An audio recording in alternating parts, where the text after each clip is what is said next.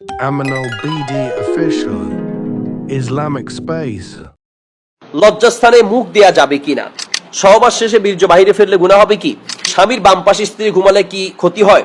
উল্টো ভাবে সহবাস করলে নাকি সন্তান বিকলাঙ্গ হয়? আপনারা যারা আমাদের প্রশ্নগুলো শুনছেন, আপনারা যারা আছেন শুনছেন বা মিডিয়া যারা শুনবেন, আপনারা এই সমস্ত বিষয়গুলোকে নিয়ে অনেক সময় ভাববেন বা চিন্তা করতে পারেন যে আমরা এগুলোর উত্তর কেন দিচ্ছি। এই সমস্ত বিষয়গুলোর উত্তর যদি আমরা না দিই, অনেকেই না বুঝে এগুলোকে হারাম পথে চলে যাচ্ছে, অবৈধ পথে চলে যাচ্ছে। রাসূল সাল্লাল্লাহু আলাইহি সাল্লাম এই সমস্ত বিষয়গুলোর উত্তর দিয়েছেন, হাদিসে এসেছে কিভাবে ইসলামটা এমন একটা ধর্ম। সূরা মাইদার 3 নম্বর আয়াতে এসেছে, আল ইয়াউমা আকমালতু লাকুম দীনাকুম ওয়া আতমামতু আলাইকুম নি'মাতি ওয়া রাদিতু লাকুমুল ইসলামা দীনা। ইসলাম একটি পরিপূর্ণ জীবন ব্যবস্থা। অন্য কোন ধর্মে আপনি এত পাই টু পাই প্রত্যেকটা বিষয়ের সমাধান পাবেন না, কিন্তু ইসলাম এমন একটা ধর্ম আপনার প্রত্যেকটা প্রশ্নের জবাব কোরআন সুন্নাহর ভিতরে আছে। সুবহানাল্লাহ। আপনি কিভাবে স্ত্রীর সাথে সহবাস করবেন, কিভাবে বাথরুমে যাবেন, কিভাবে বাথরুম থেকে বের হবেন, কিভাবে বাথরুমে বসবেন, সবগুলো পাই টু পাই শরীয়তে বলা আছে। এই জন্য আমরা বিষয়গুলো প্রশ্ন আসে আপনাদেরকে কথাগুলো বলি, এগুলোকে আপনারা ভিন্ন পথে নেয়ার চেষ্টা করবেন না। লজ্জাস্থানে মুখ দেয়া যাবে কিনা? প্রিয় ভাই, মূলত এই মুখ দিয়ে আমরা আল্লাহ সুবহানাহু ওয়া তাআলার জিকির করি, তাসবিহ তাহলিল ইত্যাদির জন্য এই মুখ আমরা ব্যবহার করে থাকি, এই মুখ দিয়ে তেলাওয়াত করি।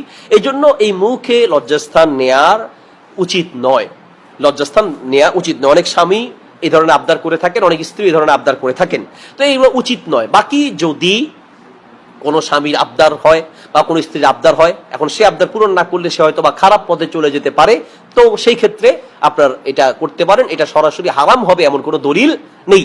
যেগুলো হারাম সেগুলো হাদিসে নিষেধ আছে, কিভাবে কি কি করা যাবে না, সহবাসের ক্ষেত্রে কি কি করা যাবে না, স্ত্রী থেকে কি কি কাজ, স্ত্রীর সাথে কোন কোন কাজ করা যাবে না, এগুলো নিষেধ আছে, এগুলো হাদিস দ্বারা প্রমাণিত আছে। কিন্তু মুখে নেয়ার ব্যাপারে কোনো নিষেধাজ্ঞা সরাসরি আসে নাই বিধায় আমরা এটাকে সরাসরি হারাম বলতে পারছি না। কিন্তু এই ধরনের কালচারগুলো মূলত এগুলো ইতিপূর্বে আমরা ছোটবেলায় বা আমরা আমাদের বয়স হওয়ার পরে, আমরা সাবালক হওয়ার পরে এমনটা শুনি নাই। ইদানিং এই ধরনের প্রশ্নগুলো বেশি আসছে, বোঝা যায় এই ধরনের কালচারগুলো ইদানিং শুরু হয়েছে। আর হতে পারে এগুলো অমুসলিমদের কৃষ্টি কালচার হতে পারে।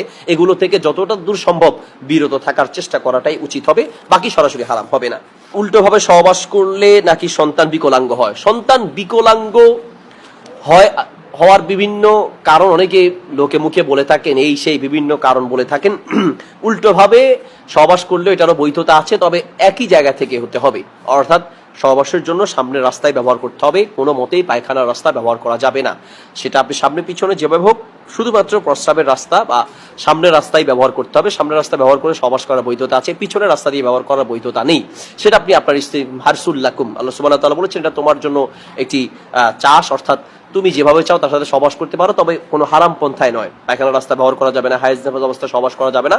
আর এছাড়া আপনি আপনার মনের চাহিদা মতো আপনি সহবাস করতে পারেন, হারাম পন্থা বাদ দিয়ে, কোনো সমস্যা নেই। এরপরের প্রশ্ন, স্বামীর বাম পাশে স্ত্রী ঘুমালে কি ক্ষতি হয়?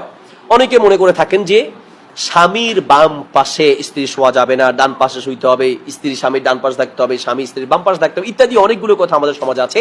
আপনি স্ত্রীকে চাইলে ডানে রাখেন, বামে রাখেন, যেদিকে ইচ্ছে সেদিকে রাখতে পারেন। স্ত্রী ডানে বামে বা যে কোনো পাশেই থাকতে পারে, স্ত্রীর জন্য কোনো একটা পাশ নির্ধারিত নয়। এরপর প্রশ্ন হচ্ছে, সহবাস শেষে বীর্য বাহিরে ফেললে গুনাহ হবে কি? বীর্য বাহিরে ফেলা, এটাকে ফিকের ভাষায় আজল বলা হয়।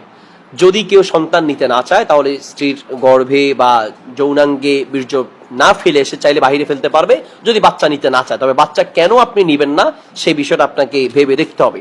অনেক সময় বাচ্চা হলে আমি কি খাওয়াবো, বাচ্চাকে আমি কিভাবে লালন পালন করব, ওরে খাওয়াবো কি, আমার রুজি রোজগার নেই, এই নিয়তে বাচ্চা নেওয়ার পথ বন্ধ করা যাবে না। আল্লাহ সুবহানাহু ওয়া তাআলা বলেছেন, সূরা হুদের 6 নম্বর আয়াতে এসেছে, ওয়া মা মিন দাব্বাতিন ফিল আরদ ইল্লা আলাল্লাহি রিজকুহা। আল্লাহ সুবহানাহু ওয়া তাআলা বলছেন যে পৃথিবীর প্রত্যেকটা প্রাণীকে রিজিক দেওয়ার দায়িত্ব শুধুমাত্র একজনের, তিনি কে? আল্লাহ। আল্লাহর হাতেই শুধুমাত্র রিজিক দেওয়ার দায়িত্ব। সূরা তালাকের 3 নম্বর আয়াতে আল্লাহ সুবহানাহু ওয়া তাআলা বলেছেন, ওয়া ইয়ারযুকুহু মিন হাইসু লা ইয়াহতাসিব। তিনি বান্দা পৃথিবীতে সৃষ্টি করে এমন ভাবে রিজিক দিবেন বান্দা তুমি কল্পনাও করতে পারবে না। আমরা দেখেছি যে আগের তুলনায় মানুষ বেড়েছে, আল্লাহ সুবহানাহু ওয়া তাআলা রিজিক বাড়িয়ে দিয়েছেন, মানুষ বেড়েছে। আল্লাহ, আমরা ছোটবেলায় দেখেছি আমলকি খেয়েছি, এক মুঠে 15-20টা আমলকি ধরতো, এখন এক একটা আমলকি আপেলের মতো বড় বড় পাওয়া যায়। মানুষ বেড়েছে, আল্লাহ রিজিকের সাইজ বাড়িয়ে দিয়েছেন। আমরা বড়ই খেয়েছি, ছোট ছোট বড়ই, এখন এক একটা বড়ই পাওয়া যায় পেয়ারার মতো বড় বড়। মানুষ বেড়েছে, আল্লাহ রিজিকের সাইজ বাড়িয়ে দিয়েছেন। আমরা ছোটবেলায় ডিম খেয়েছি, শুধু সাদা ডিম, দেশি ডিম। এখন দেশি ডিম আছে, ফার্মের ডিম আছে, সাদা আছে, কালো আছে, লাল আছে, কোয়েল পাখির ডিম আছে, কত ডিম আছে। মানুষ বেড়েছে, আল্লাহ রিজিকের সাইজ বাড়িয়ে দিয়েছেন, রিজিক বাড়িয়ে দিয়েছেন। কাজী সন্তান হলে খাওয়াবো কি এই আশায় সন্তান নেয়ার পথ বন্ধ করা যাবে না।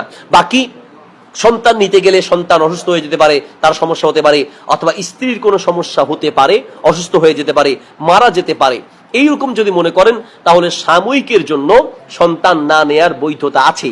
স্থায়ীভাবে সন্তান না নেওয়ার পন্থা অবলম্বন করার বৈধতা নেই।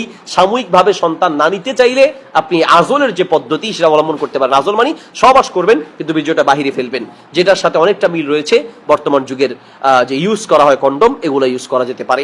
এছাড়াও আরো কিছু পদ্ধতি আছে, বিভিন্ন গাছ, ইনজেকশন, এগুলো ওই ওষুধ খাওয়া ইনজেকশন ওইসবগুলো দেওয়ার চেয়ে কন্ডম ইউজ করাটার সমর্থন হাদিস থেকে বেশি পাওয়া যায়। সাহাবীরা আজল করতেন, তার মানে বাহিরে ফেলতেন, আর কন্ডমের মাধ্যমে বীর্যটা মূলত বাহিরেই ফেলা হয়।